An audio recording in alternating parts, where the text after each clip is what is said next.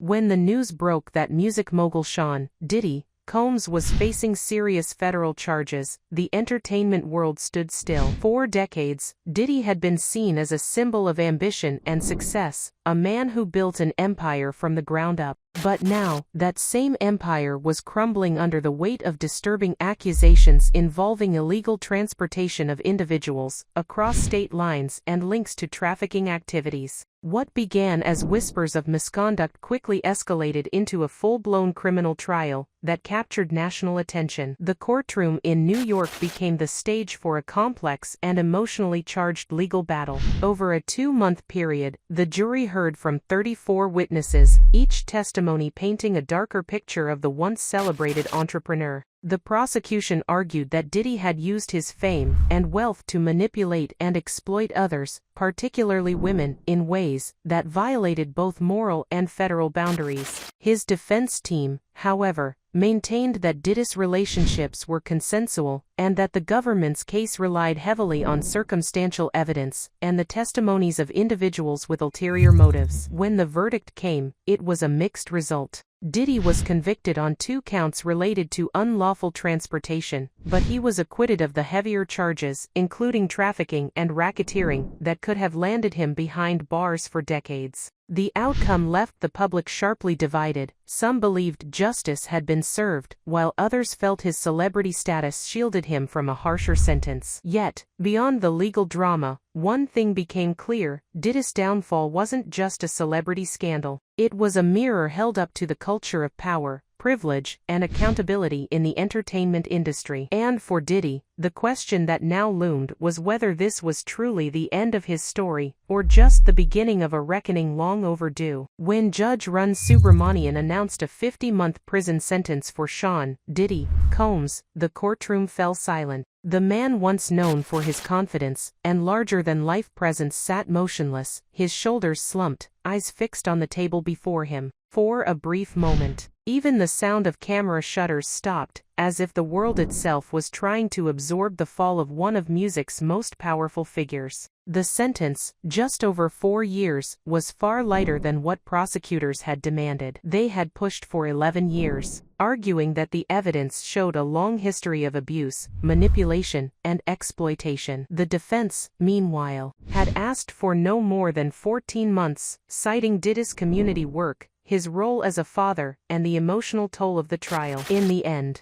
the judge chose a middle ground, a punishment meant to hold him accountable while also leaving space for rehabilitation. But the emotional weight of that day wasn't lost on anyone. Diddy's attorney, Nicole Westmoreland, broke down in tears as she spoke about how deeply the case had affected her client. When Diddy himself stood to speak, his voice trembled. "My actions were disgusting, shameful, and sick," he said. "I lost myself in excess and ego. I hate myself right now." His words, filled with remorse, were met with skepticism from some and sympathy from others. Outside the courthouse, reactions were fierce and divided. Supporters called the sentence fair and saw it as a chance for redemption. Critics, including his former bodyguard Gene Deal, said it was far too lenient, arguing that many others would have received much harsher punishment for similar crimes. Social media erupted in debate, some demanding justice for the victims, others claiming Diddy was being targeted unfairly. In the days that followed, one question echoed everywhere: would he really serve the full term? Legal experts suggested otherwise. With time already served, good behavior credits, and rehabilitation programs, Diddy could walk free in as little as 2 years. The sentence, it seemed, was only the beginning of another chapter, one filled with uncertainty, controversy, and the possibility of redemption or relapse. Even before the ink on his sentencing papers dried, Sean Diddy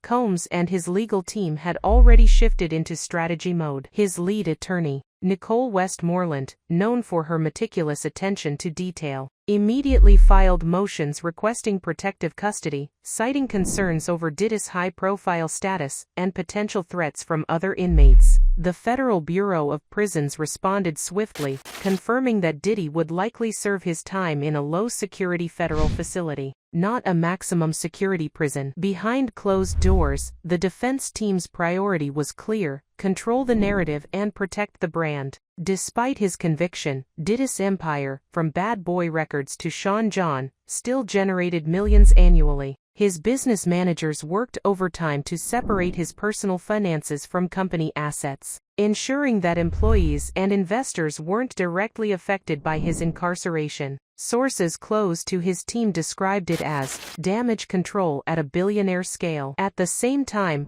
Diddy's lawyers began exploring appeal options. They argued that several witnesses had provided inconsistent testimony, and that federal agents had mishandled parts of the investigation. While few expected a full reversal of the conviction, an appeal could reduce his sentence or open the door for early release on supervised probation. Meanwhile, inside the facility, Diddy was reportedly preparing for a drastically different reality. Gone were the designer suits and private jets, replaced by regulation khaki and strict daily routines. Yet, those who knew him best said he was determined to adapt. "He's a survivor," one longtime associate said. "He built an empire from nothing. He's not the type to fold." What's more surprising is that Diddy is said to be planning to use his time behind bars to reflect, write, and possibly rebuild his image. There are already talks of a memoir titled, "No Mercy, No Excuses," focusing on accountability, faith, and the dangers of unchecked fame. His team sees it as the first step toward reclaiming his legacy, not as a mogul, but as a man who fell hard and lived to tell the story. But whether the world is ready to forgive him remains uncertain. For now, Sean Diddy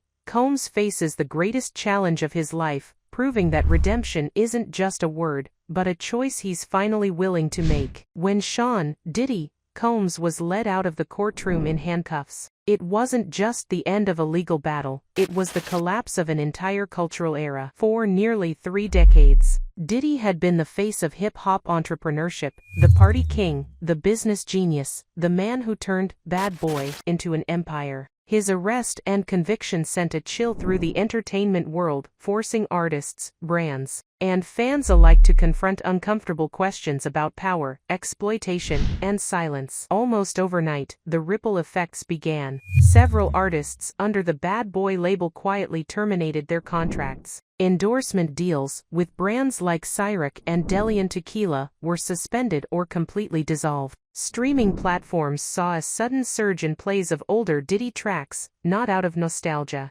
but curiosity, listeners trying to decode the man behind the headlines. Within the hip-hop community, reactions were deeply split. Some legends, like 50 Cent and Eminem, publicly condemned Diddy, calling him a product of the machine he built. Others urged compassion, arguing that Diddy was only one of many powerful figures who had taken advantage of fame's excesses. Meanwhile, younger artists, the next generation, began openly rejecting the old-school mogul mindset, vowing to build careers without crossing moral lines. In Hollywood, the fallout was equally tense. Film and TV projects tied to Diddy's name were paused indefinitely. Even longtime collaborators hesitated to speak out, fearing backlash. The glamour of the celebrity entrepreneur suddenly seemed fragile, built on image rather than integrity. But perhaps the most significant impact was cultural, a reckoning with the myth of invincibility. Diddy's fall forced both fans and insiders to question how much they'd ignored over the years in the name of entertainment. How many warning signs had been dismissed as rumors? How many victims had been silenced because of the power he held? Still,